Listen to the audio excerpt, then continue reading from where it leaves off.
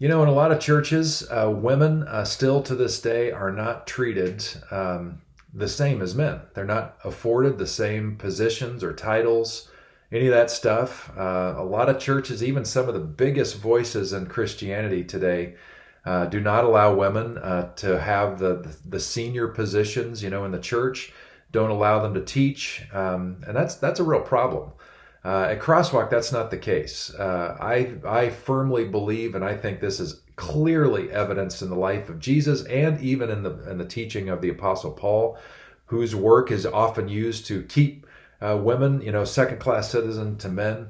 I think Jesus and Paul wholeheartedly embraced women as equals in their life and understanding and ministry. There are a couple amazing stories about Jesus where he elevates women in incredible ways in the Gospel of John in particular, which are just so breathtakingly beautiful and refreshing. The first person he identifies himself as this one that people have been waiting for, this anointed one, is a Samaritan woman, a double whammy, right? She was a Samaritan, which were a hated people group from Jewish people that were kind of sandwiched in between where Jesus grew up in northern Israel and Jerusalem and the southern part of the nation.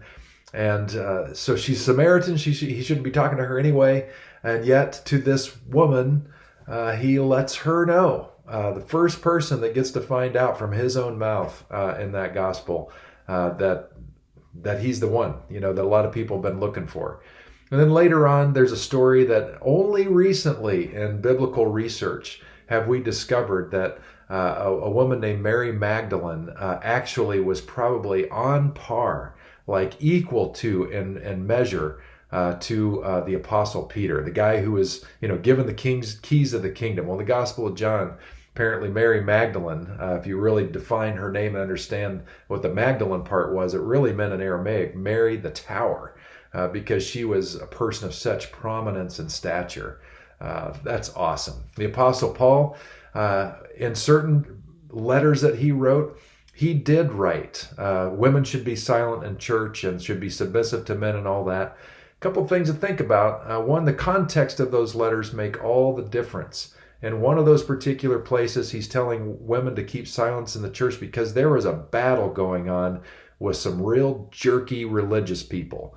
And he knew that to play that game well, you had to play it on terms that they would respect. And so for a brief time, not all time, but for a brief time, they had to play that game well. What you need to know is that the very same time that Paul is instructing that church in Ephesus through his protege Timothy to keep women, not in front of the crowd, not teaching men. At the very same time he's instructing that, he is fully aware that he already has a woman pastor in place preaching at a church in ancient Philippi, where women were treated much more equally in that culture.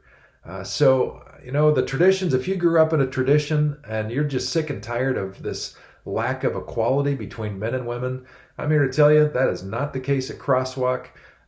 You can go to the highest levels of lay leadership in Crosswalk. Over the years, we've had many women who are the chair of our board, which is the highest elected position in our church. Obviously, I'm a guy. That's not going to change in my lifetime, but who knows in Crosswalk's future? I'm not a spring chicken, right? And when they look to call another pastor, hey, they are going to look far and wide, and I am confident that Crosswalk will be absolutely open to women, to people of color, LGBTQ, because that's just how strongly we feel about this whole thing. So anyway, I could go on and on. If you'd like to talk more about this, I'd love to have a conversation with you. I really dig that. Let's have a cup of coffee and talk this stuff over. But until then, thanks for tuning in, and we'll see you later.